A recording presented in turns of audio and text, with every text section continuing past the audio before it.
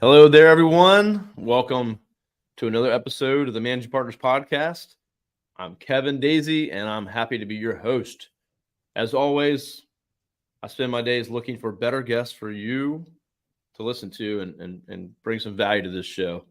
And today I have Lord Terrell coming on here to talk about personal business development planning and what that could mean for you. So we'll get into that here in just a bit. But first, let's welcome Laura to the show. Thanks, Kevin. It's great to be with you. Absolutely. I'm excited to kind of talk about what we're talking about today. Talk about business development or sales, processes, systems, intake, all those things on the show all the time.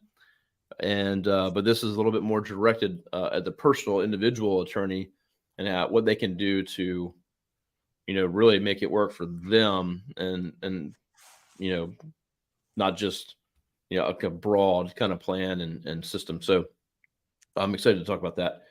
But first, as always, we want the audience to know more about you. So, tell us your story, your background, and then what you do now, because I want to make sure the audience knows how you might be able to help them.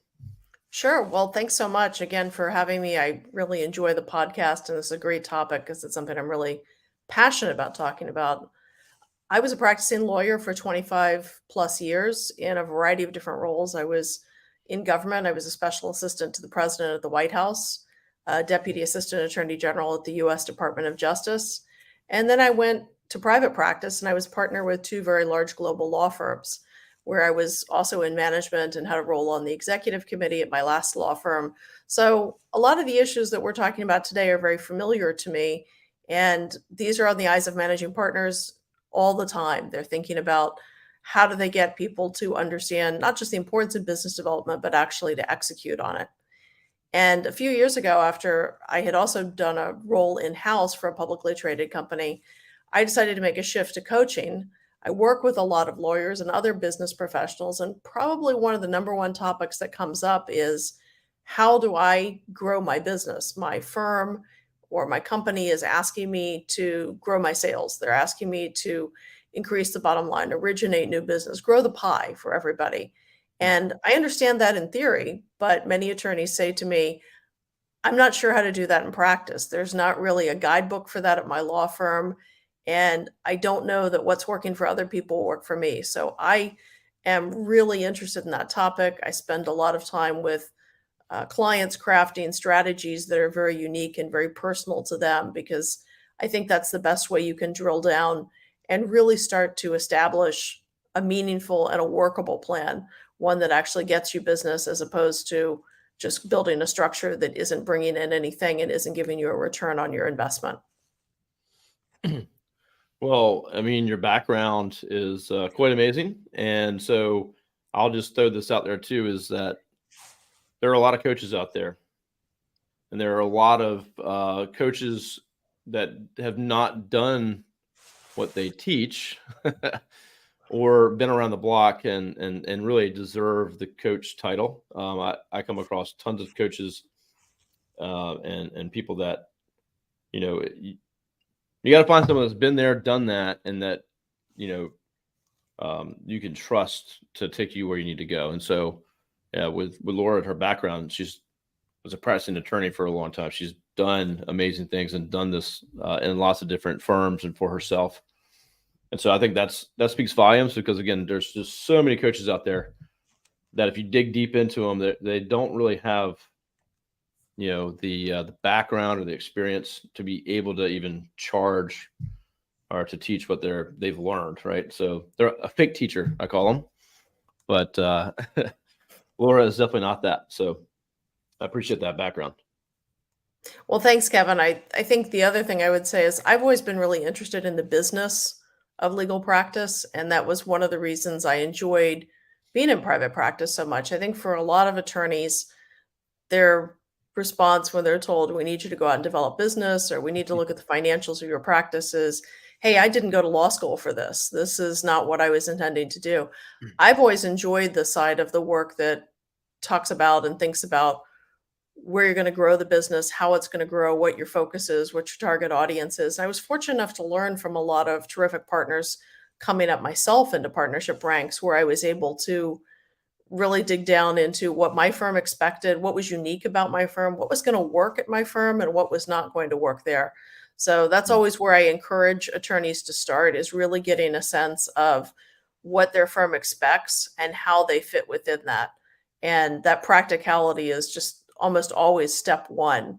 For example, if you're a great attorney working in an employment law boutique firm and you have great prospects for clients, but they're all going to be paying you at lower rates than what your firm expects for success, you might be at a firm that doesn't match your needs as much. Maybe you need to move to a smaller firm, or you might need to think about how you could adjust your rates or make your financial arrangements with clients work better, maybe flat fees, maybe other types of arrangements, and how you get that out there in terms of how that distinguishes you as a practitioner. So I think understanding what your firm expects, what you can achieve, and how you can adapt your practices is really critical when you think about business development, because you've got to have an understanding of what the business is and what the business expects to be before you start building that plan.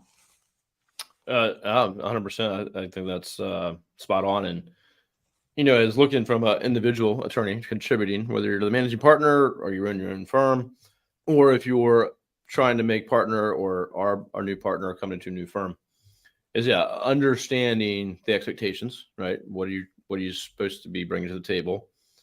And then, I think with the personal side, that what is your strengths? What is your personality? What are you comfortable with? And understanding, what works for this other partner. You might be able to learn from that, but how do you take that and craft it for yourself and say, hey, I think this will work better for me, understanding your strengths. But again, also understanding what the firm is trying to accomplish and what they expect. So you're not just going off in the wrong direction. So Sure. And some firms, especially if you're very entrepreneurial and you're developing a new practice area that is in demand generally in the marketplace, but your firm isn't looking to support that, or your firm isn't looking to move in that direction. Again, there's a calibration you've got to think about. Or if you really want to make the case that this is an important new area to be focused in, maybe it's cannabis regulation, maybe it's COVID compliance and dealing with new employment and other situations in the workplace. If you can make the case for that and you can build a business case around what it takes to build that practice, build it out, what the timeframes are, and how you will develop it and grow it, you have a much better argument to your firm for being able to put that in place. Same is true if you're in an existing practice, but you're developing a subsector of that. Maybe you've got a really terrific investigations practice, but no one has really focused in yet on FDA work or financial investigations, and you want to bring out that piece. You've got to have a business plan to be able to do it. I think that's one thing that people underestimate in law firms. They think, I've got a great idea and this is really, I know clients really want this, but your firm also has to be on board. You've got to have that match that you described, Kevin. There's got to be a meeting of the minds in terms of what the expectation is and how you're going to grow that. And in terms of business development being unique, I think that's absolutely true. I've had a lot of clients that come to me and say, I'm not a great golfer, or I don't really have the time to take clients out to dinner all the time. Okay, well, let's talk about what your client target audience is, where you think their needs are, and how you think you can best interact with them. I know people that have terrific client relationships that maybe they go on a 5K run once a year with their client, but they're talking about their training for that during the year. Or they have a great interest in film together and they are constantly exchanging movie chatter or something like that. I think clients want to be reached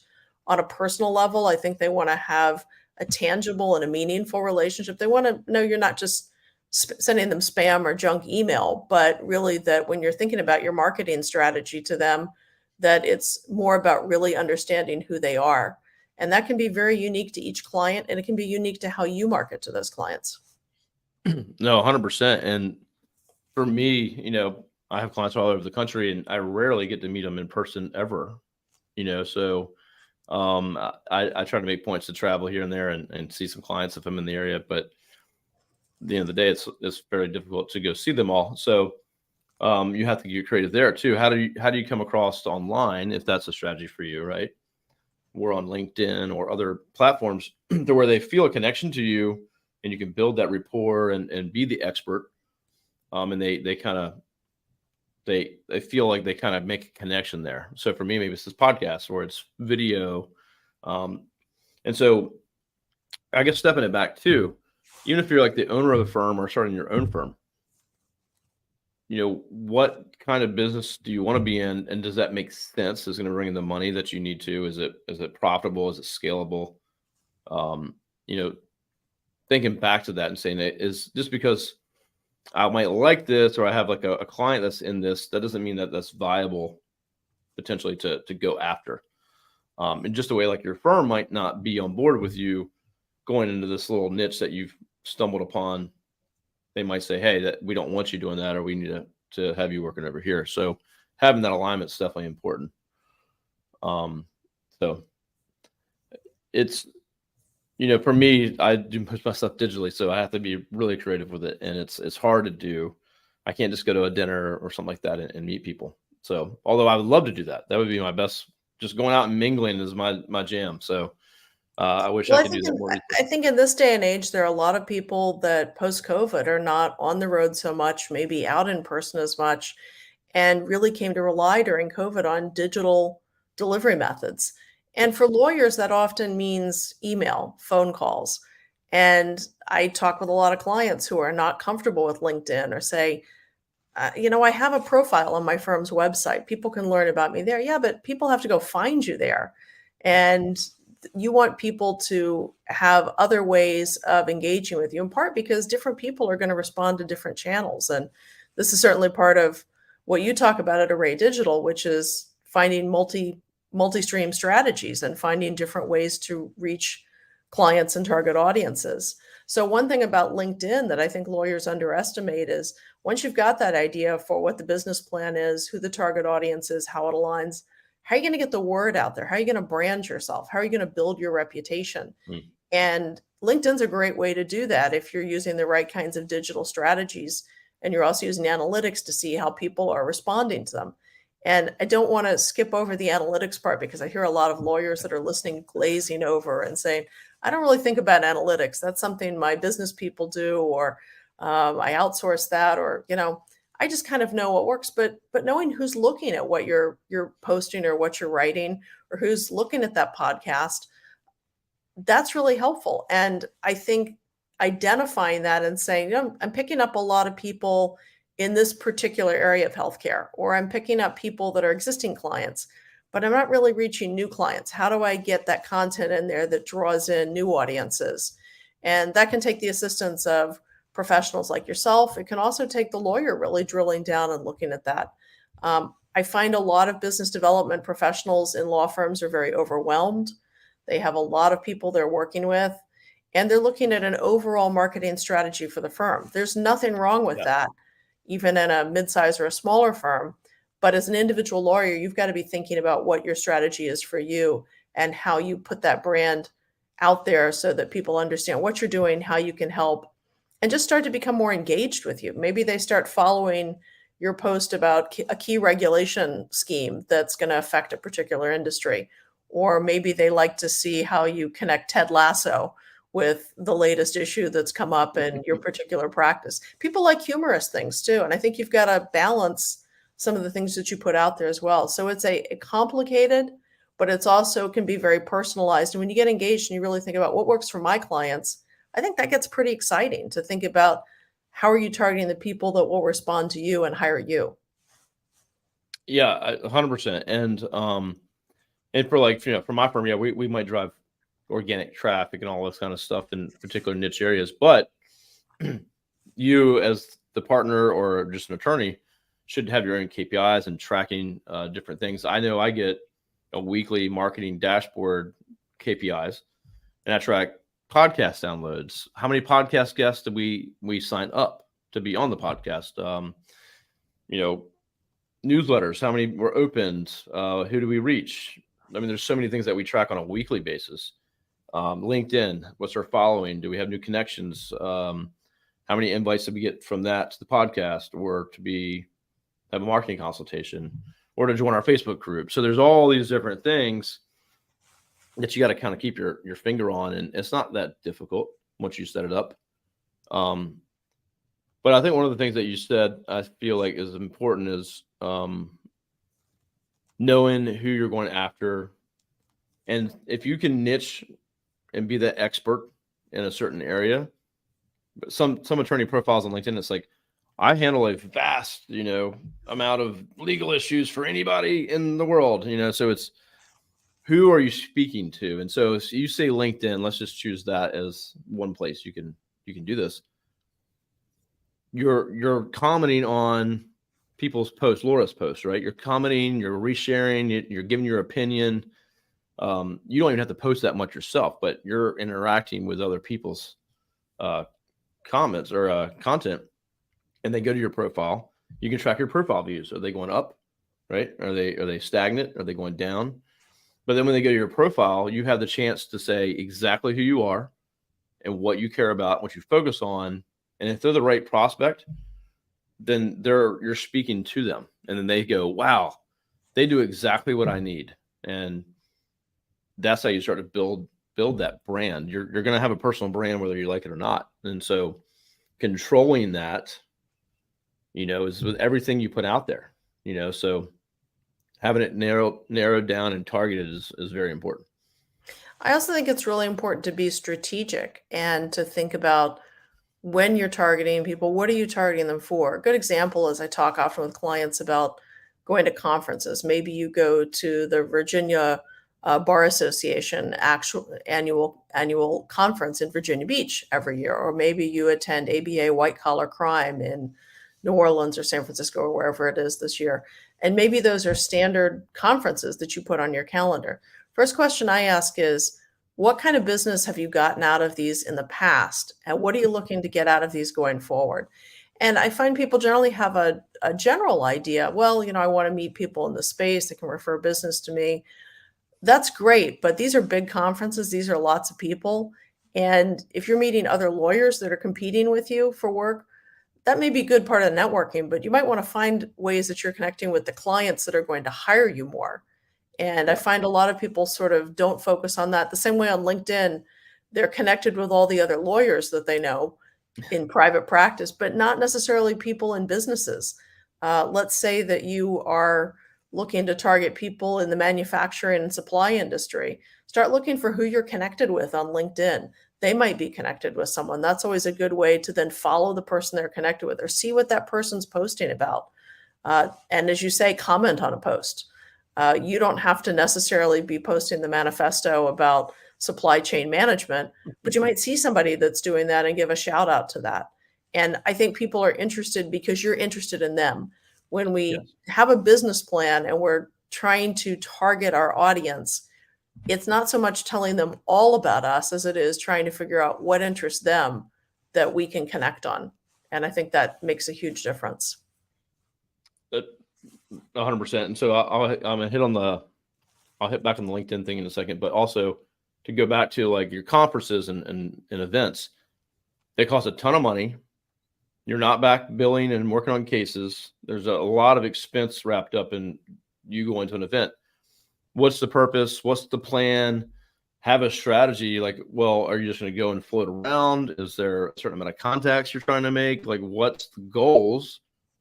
And so when you go there, you're not just like, if you just go to an event, you're just going to get wrapped up talking to someone and go, oh, I forgot to meet anybody new, or I forgot to do this and that. And so have a plan that you go back to every night in your hotel and say, all right, I said I would meet 10 people today and I got stuck talking to one person.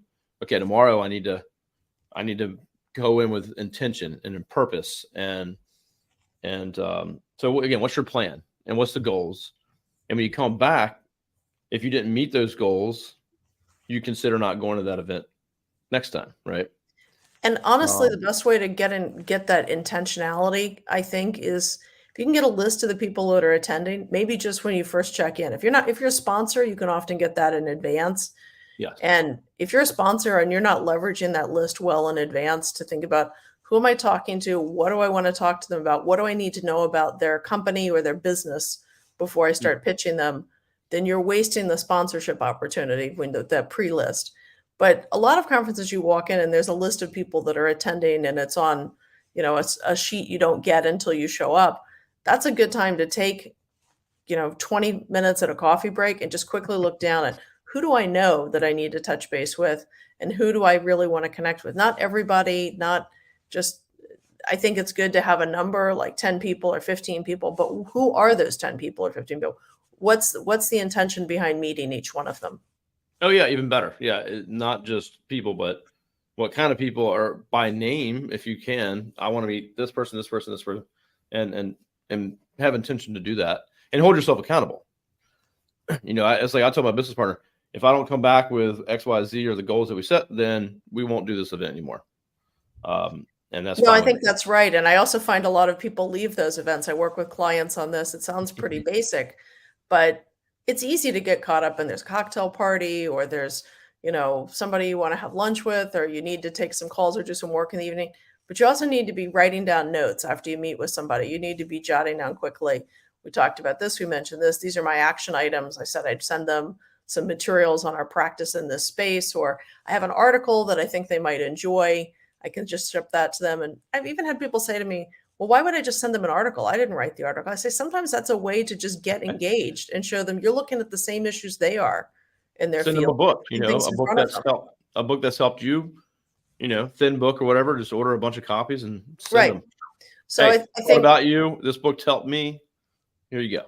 Yeah. And I think getting that follow-up is equally important because just any business, you're going to be irked if your partners or your colleagues come back and it's, hey, we spent 10,000, 15,000 sending you and 3 other people to this conference. Who did you talk to? Oh, I had some good conversations. About what? What did you talk about? What are you going to follow up about? You need to have specific action items. And everything happens after the event with the follow-up. So, and you want to do it, they get back, they travel, settle in, then hit them, right? You want to, and like, oh yeah, we had a great conversation. I remember you, but they didn't remember you until then, right? They completely forgot that whole conversation. So all the business is done well after that conference is over, if there's going to be any business done. So very important to do. And then I was going to get back into LinkedIn with the comments, and you can have a goal for yourself. Hey, I'm going to go comment on 5 things per day and maybe reshare some people's stuff. And then people start to notice you, right? And then they start to build a case. Okay. They go to your profile and they say, okay, well, oh, they do this. Okay. You can also start following people and interacting, and LinkedIn will actually update your homepage feed, and where you start seeing only the content you want to see. So I see attorneys and law firm stuff all over my feed all day. So interacting with a few law firms every day is very easy because it shows you what you interact with. And so you start to build the LinkedIn that, works for you, and very easy. Just make a task for yourself. I'm going to get up in the morning, interact, make some comments, share my opinions, whatever. And you'd be very surprised how fast you start to make these connections, get messages, invites to things, podcasts, whatever it may be, and start to build that brand out. So, or just start to have an online connection with somebody that you may not see until you're at the same conference a year from now. I remember an instance where I was communicating with someone in-house and never worked together. We had some mutual contacts and mutual friends, but we were communicating online. They were doing a whole series of posts about some issues related to procurement in the federal sector. And a year later, here we were at the conference. Oh, that's right. You guys, you're the one that's always interacting with me. You're always commenting on my stuff. We're always talking about this. And so I know you do some work in that area. Tell me how you got into this. It gives you this great opening when you do interact with someone in person or you see them at an in-person event. So building that ahead of conferences and meetings and events is also really important. If somebody sees you for the first time and it's a cold meet, that's a lot harder than if you've got some kind of connection. And digital connections count for a lot these days. Well, sure. So I'll just back it up to events a little bit too again. I sponsored it was legal administrators, LMA. Wait, not LMA. Mm-hmm. Not LMA, sorry. ALA, which is Associate of Legal Administrators. So these are the folks that run law firms, but they're not the attorneys. Great group, by the way. But I got the email list prior, and I emailed them all an email with my photo and was like, like, meet me, I'll be there. My name's Kevin, so very personal, but just like a big photo of me. And I literally had so many people that were like, hey, I got your email. And I remember seeing you because I look the same and I'm wearing the same shirt. And so that was a huge success. And it took no time. It was an email that I sent to 75 people. And I had so many people come up and ask for marketing, and they had questions and stuff like that. And so that was the easy thing to do. So if you get that pre-list, 100%. The other thing too is, like you said a minute ago, I see attorneys, they always go to bar events and hang out with attorneys. Like, that's completely the opposite. Imagine if I went to a marketing event and hung out with marketing people all day. Like, that wouldn't make any sense at all. So now a lot of marketing people do that, but that doesn't make any sense. I'd rather go to a legal conference and get in there somehow, right? And hang out with lawyers all day. So you got to figure out where your ideal customer hangs out. And if that's in your local area, if you're a local business attorney, you want to go where business owners are hanging out. For me, Yeah, I think building, networking with other attorneys can be powerful for referrals, and that does happen. But ultimately, you really want to be with clients who can hire you directly and that will come to you in the first instance. I think attorneys spend way too much time on only attorneys. And they tell me all the time, well, I just go to attorney events and I get referrals. Well, it's still just a referral. You still have to give them 30%. And it's not really, how you want to build your whole business. So I think there's a gentleman I had on this podcast years ago, like 2 or 3 years ago, and he was a video game intellectual property attorney. And so he goes to all these cool Comic-Cons and video game conferences where there's no lawyers there at all. And he made a business card that looks like a kind of like a Magic the Gathering or card, and he had himself made as like a character, and had his email address on there. It was super cool. He had all his powers and stuff on there, and he gets tons of business from video game creators because he's out hanging out with them at their level, and his expertise is in intellectual property law. So, really cool, way that he gets his business, and you don't hang out with attorneys at all. Look, I mean, attorneys are great people. I actually think that. I am an attorney myself. So, but it's not just, I enjoy hanging out with my colleagues and I learn from them. And there's certainly a role for referral. But some of the most meaningful, deep relationships I've had for business development purposes have been spending time with other clients. I think one of the mistakes that firms often make early on with junior newbie lawyers is to tell them to really focus on being part of their bar association, and they'll get lots of business from that. I think it's good to be part of your local bar association. It provides camaraderie, it provides learning opportunities. But in terms of business gathering, really your better opportunity is going to be getting out there with the clients and keeping in touch with your college roommate, a parent from the PTA that you've connected with, somebody in your church or your synagogue that is doing something really cool for this company that you think could really use your services, and just being able to talk about what you do, hear what they do. I know people that have made incredible connections for work by meeting someone outside the legal team in a company, but that person really knows the ins and outs of how the company works, how they hire, how they approve people, what's coming in their future. And then you get a little bit of a base that you can start to pitch to the lawyers in-house and even make a connection through. So I think that's really critical. We overestimate sometimes in business development, connecting with other lawyers, connecting through the bar, when connecting with the people that are part of the fabric of your everyday life is a lot of how you gain the people that will come into your orbit as a lawyer, particularly if you're working in your community, and your community is really your target. You're working largely local, but it's also true in broader context. So I just think that's key. And it's one reason I also encourage clients to see business development as a long-term proposition. You never have anybody that you discard You know that there's always a possibility that somebody you're forming those relationships with, that you have conversations with, that you share valuable info with, will see you as somebody they might refer to somebody else, even if they don't have a way to engage you right now. Yeah, you just never know who people know and what changes they might go through in their life or end up at some company or somewhere that's, just perfect for you. Oh, I know someone that can help us with this.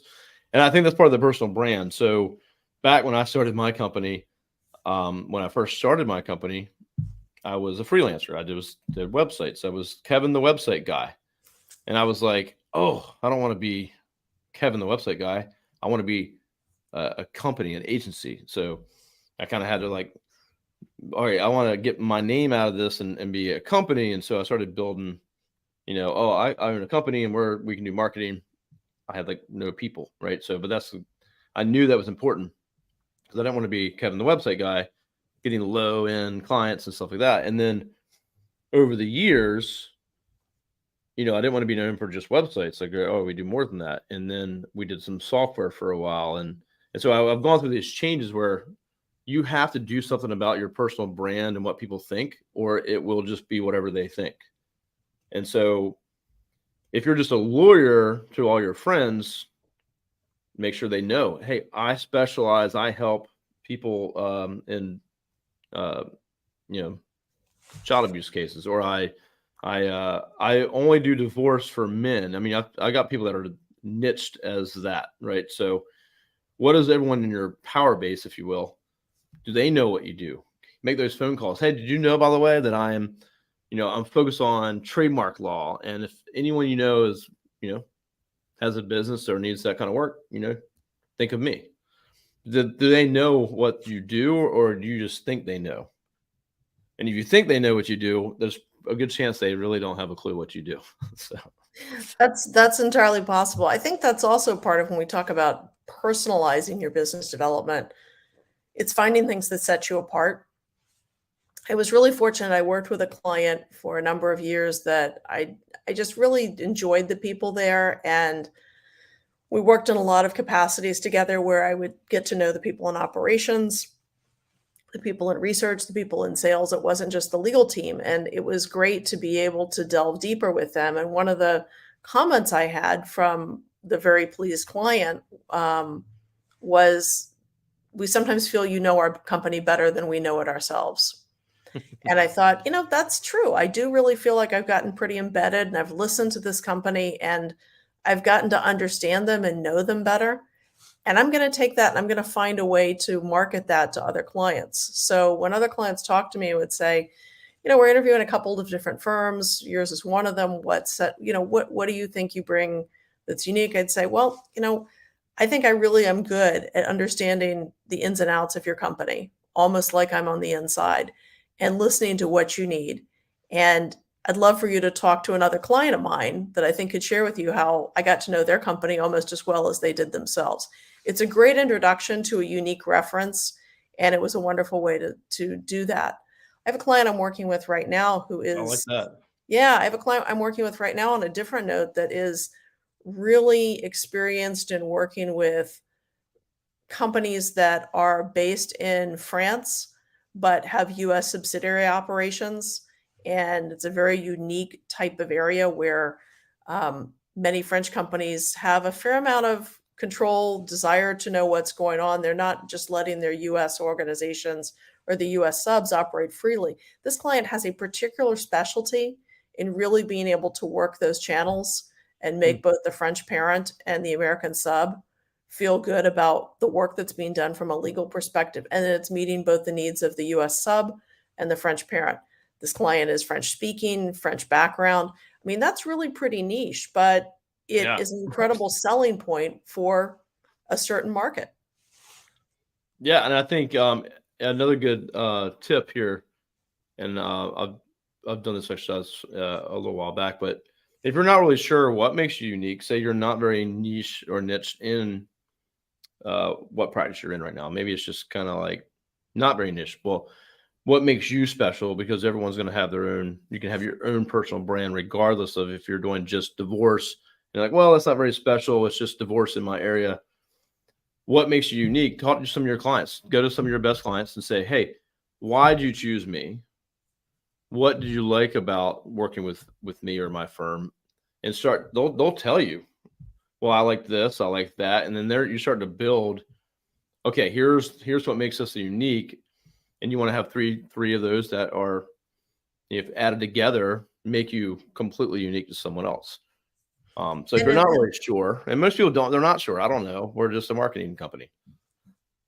Talk to your clients. They'll tell you. Yeah. And in the area of family law, and that encompasses divorce law, I think there's so many ways in which people are looking for something that's unique. One of which is just, I didn't feel like I was just another divorce case. I felt like this person really understood my personal circumstances and really worked to try to get me the settlement, the resolution I wanted, the arrangements for custody, whatever. I've also heard people say in family cases, I knew this was going to be contentious. And so I wanted to find somebody that was going to fight for me and was going to be on my side and not just tell me all the roadblocks, but try to find solutions for me. And those are great referrals because depending on who you're looking at, I happen to have a family law firm that I particularly like in Northern Virginia that I referred people to for a number of years. And one of the things I said was, everybody I've sent to this law firm has come away very satisfied with the high quality of service they've gotten. And they've all had good resolutions that haven't dragged on for years in their divorce proceedings. I mean, those are very tangible things that people can understand. And that kind of branding is worth a lot. Absolutely. Well, so I think too, this is where for me, like some of these attorneys can get involved more online and digitally is, say you're a partner, you don't run the firm, you're just there, and you have a page with your profile. Well, what if you had a video of you talking, or if you posted online and LinkedIn, and people could actually see you and hear you versus just, they have to go look at you or find you or what you're typing or talking about online. But say you wanted that strong attorney that you feel like can take care of a case and support you, watching them on video and talk and carry themselves goes a long way for you to say, oh, I like what they had to say. I feel more connected to them. And you can build that connection prior to you maybe reaching out to them. I totally agree. I think video is massive and it's very underused for the attorneys right now, for sure. And you're in this business. Think about the power of, it's one thing to say, Laura will fight for you. It's another thing to have a video where I describe exactly how I've done that or how I approach my clients so that I'm fighting for what their goals are. It just gives a whole different texture and a whole different depth to it. And it doesn't just sound like a tagline that isn't backed up by a real body of work and real substance. Sure. And if you're passionate about it and that's the truth, and that can come out in that video or whatever you're going to do. Or if you have a client like you saying exactly that as well, like here's a client of ours saying exactly their experience and building those cases up. But I just think video is very underutilized right now. And I agree. And the podcast, right? This for me has been the Absolutely. biggest thing. So I think we just had an episode that went live yesterday about podcasting. But say you're a business attorney, so B2B, you could literally, for business development purposes, right, have guests on in your community that run businesses so that you learn more about their business, let them have a stage, and they get to know who you are. And for B2B, this a platform like this is huge. And I think people do underestimate the podcast market for attorneys, and not just to, talk about their practice, but to have a podcast you launch where each member of the firm has a different topic that they take. It doesn't have to be an hour long. It can be two of them chatting about the topic to keep it interesting. So it's not just one person. It can be, let us update you on this really critical rule that's going to affect, let's say, child custody disputes or child support divisions in Virginia. Let's talk about a new rule that's come down with respect to water rights in the state and how you address that. So I think people can get really substantive, keep it short, keep it tight, keep it interesting, accompany it with some bullet points, hitting why it is you're talking about this. And you just have a whole different way of reaching that target audience and if you'd sent out a PDF that you open or just have a line on your website.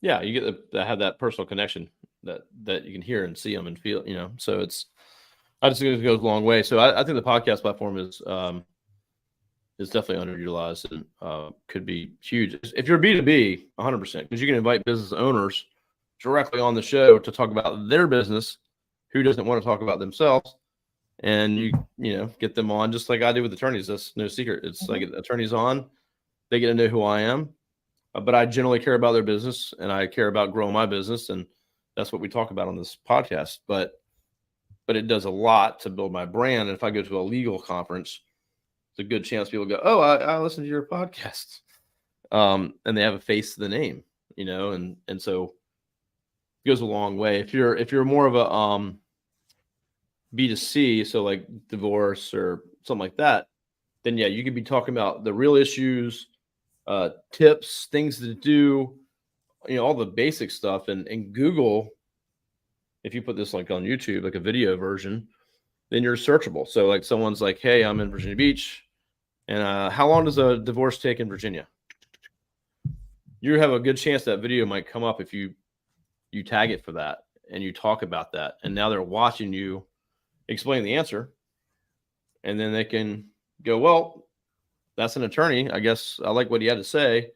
I guess I'll go ahead and navigate over to their website and give them a call." So you kind of bring them in that way. But I think the personal connection you can build with video is massive.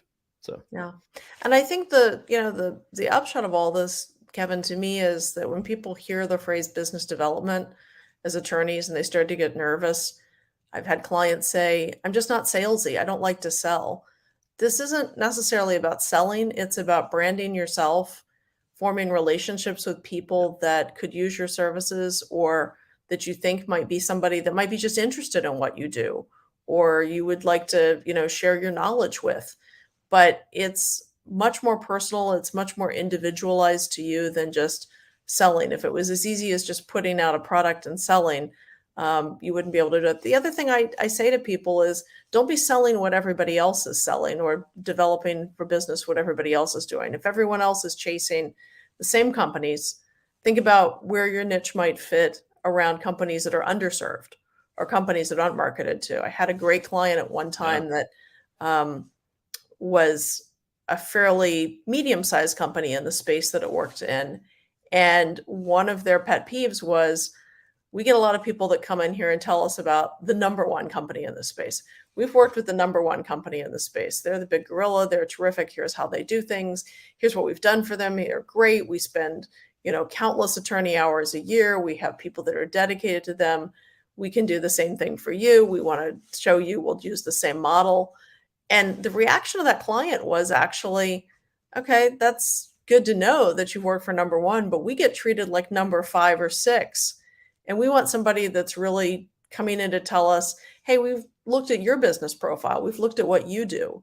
And we've you're looked at number how one. that matches with how we can help you, not just how we can replicate what we did for the number one." Because they were worried, where do you have the bandwidth to even help us if you're focused on number one all the time? Or do you care about us because we're not that big compared? Right. Yeah. I get clients that say that all the time. They make these comments. We might be too small. You might not be to focus on us. And they come in with that sometimes. I'm like, well, we take care of everybody the same, or because we're contractually obligated to do it, and that's what we're going to do. But no, I 100% agree with you. And I think there was a book. Is it like Red Ocean or Blue Ocean? So you got like the Red Ocean, which is like everyone goes after the same kind of client that they want. And then you got the Blue Ocean, which is basically finding your, that underserved niche that you can specialize in, still be passionate about, and, no one's focused on them. So if you can find that, you can definitely do very well for yourself. Yeah, I think another trap lawyers fall into, just on that same note, is some big development comes out in the field. And suddenly you see every lawyer in that space piling on, writing a client alert, a client update, a LinkedIn post that, let me summarize what the development is. Let's summarize what some of the possible implications are. And invariably, you can summarize the developments. You don't necessarily know the implications. You don't necessarily know where this is going. You can speculate. But all of these look the same. I remember when I was in-house getting these all inundated, and you'd think, yeah, I know that rule came out. You know how I know? Because I've got 27 lawyers that have all emailed me their summary of this new law or this new statute or federal regulation that's going to affect us. I need somebody to provide something different. Maybe it's, this is this regulation, but look at the trend we've seen in the course of the prior 5 regulations, or this statute reverses something that was done a year ago. And here's why that's important, because it might get reversed again. Tell me something I don't know. And I think clients want to know something different. They don't just want you to follow the herd and market to them what you're marketing to others. Yeah, I think a good point. Like a lot of them do the same thing, because we'll have clients like, hey, I got to get this out on my news blog, and it's just a alert thing that's a copy paste or something they wrote. It's like everyone's on the same thing. So I totally agree with that. Be unique. What makes you different? You see that come out and go, all right, I got to do something completely different than what they're doing. And I have a client that said to me, I have a great idea for an article that I'd like to do, and nobody's writing on this. So I wonder, is it worth talking about? And I said, if nobody's writing about it and you think it's worth talking about, and you can see why your clients would care about it, write that article, get it out there. You want to be the first mover in the space to be able to do that, not wait until everybody else is woken up and sees that this is really critical in the industry. Yeah, it'd be like buying a stock because everyone told you it's going crazy. Like, worst time to get involved at that point. You're late to the game. So yeah, you got to be different, take a different approach. The other thing too about the business development and sales, being salesy. I've done a lot of sales training, a lot of sales books. I had a whole sales team at one point. I don't think of this as selling at all what I do, because if you're the expert in the space and you believe it and you can do that, then you're not selling anything. You're just evaluating their situation. Is it something that we can help them with, and it's a fit? And if so, you can say, there's no sales involved. It's really just matching up and saying, it looks like we can really help you. Here's what we would do, and here's how we can do it. But we're not selling anything really. It's really if this was a good fit or not. And so there's a good book out there. It's The Business of Expertise. And so if you can become an expert and niche and become the expert, then that does a lot of marketing for you, so it's people seek you out versus you banging on doors and trying to call people. So makes things a lot better. But it's all about that personal business development planning and finding your niche and area that you want to work in. And eventually you become the expert, and where people are like, oh, you got to call Laura. She's the person you need to call to. And then they already sold you before you talk to the prospect, right? They come in with, I want to hire you. I've heard nothing but good things. Yeah. And it comes back again to your reputation, your brand for what you do, and why that is so important, how you do things differently. There can be lots of people that offer digital marketing services. There can be lots of people that offer legal services, but how you stand out is really the critical thing. Yeah. But I think it all comes back to that. So, and here's the thing with this kind of the personal branding and all that stuff. It takes time. So you got to have a plan. You got to put it in place, and you got to start doing it, repetition, so that people go, hey, who's the expert in this? Who should I turn to? And eventually that builds up to where, everyone's like, oh, well, you have to call Laura. She's the obvious choice for you. That's it. Right. So, and everybody starts with one client or 2 clients, and you grow from there. Yeah. Well, I love it. All right. Well, I appreciate you sharing your thoughts on this. We definitely subscribe to the same thing and have the same beliefs, and see a lot of attorneys out there, not utilizing a lot of different tools to their, LinkedIn, video, or just hanging out with lawyers all day. Right. So, but I think it's like, step back, look at what you're trying to do, look at where you're trying to go. And what does that look like over the next year, 2 years, 3 years? If you want to be the expert in this one area, but you're not even close, well, what does that look like? How are you preparing to set yourself up for that.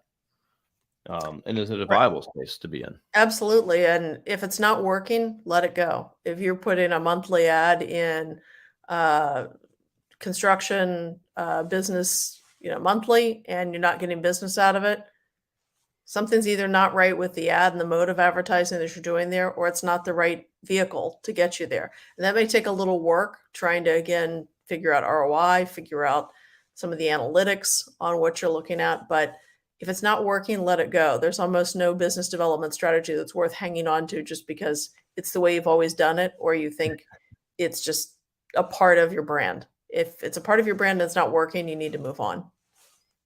Yeah, and I think, question everything, right? So say the firm you're at has always done this one thing that everyone goes to, but you're like, okay, why am I going to this? And what are we getting out of this? And is it really supporting my brand and where I'm trying to go? Step back, we question things and say, hey, why are we doing it this way? Well, we've always done it that way. Well, yeah, that might be a good sign that it's time for a little change. So Yes, I totally agree. And these bigger firms that have been around, they might have their own ways of doing things. So if you're just one person at a big firm, you got to look out for you and the firm, but where do you want to be? And you got to start that path sooner than later. So, well, Laura, thank you so much for sharing today. Obviously, you have a lot of, experience in this area as an attorney and as a coach. So I definitely tell people, hey, reach out to Laura, connect with her. Her website address is down below. That's lauraterrell.com. That's Laura, TERRELL.com for those on audio. And Laura, what's other ways that folks can reach out to you? I'm on LinkedIn. I love to have people connect with me there. I post not only things that are on my mind or work that I'm doing that talks about maybe business development or maybe how to get a promotion in your firm, but I'm also looking at other people's stuff, people that I see that are doing great things out there that I want people just to see a really fascinating development in the legal industry. So I'd love to connect with people that are interested in those areas that want to share with me what's on their mind. So LinkedIn is terrific. And as you mentioned, my website, if you're interested in coaching, is a great way to connect with me, lauraterrell.com. Excellent. Well, Laura, thanks so much for sharing your story, your background, and more, about the personal brand and personal business development planning. I think it's something that I guess any associate attorney or new partner attorney, or if you're just running your own practice, this is something that you need to do and take a step back. And again, reach out to Laura if you're not sure where to start, or if you have questions, you can reach out to me, of course, and I can connect you to as well. But something that's very important and something I see a lot of attorneys struggle with, or they just don't have a plan at all. And so I think that's definitely an issue. So, Laura, anything else you want to share before we go? Just that it's been a pleasure, and really appreciate the opportunity to share my thoughts with you and talk from a business person to a business person also.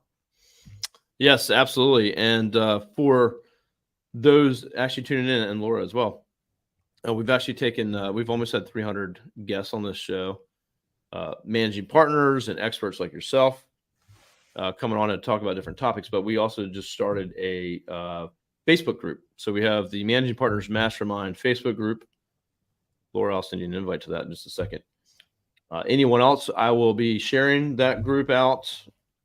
There are some rules and it's private, but I ask if you're listening and you're an attorney, you want to join, you can comment or ask me.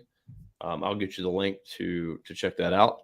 And right now we're growing quite an awesome group of top managing partners and experts to really talk about issues in the business, challenges, things like business development, personal branding, anything they're having challenges with. So it's really just again, mastermind to discuss real things and have others weigh in with solutions really and what they've done. So look for that Facebook group. If you're connecting with me on LinkedIn, I'll be sharing it quite a bit here often soon. So Laura, thanks so much again.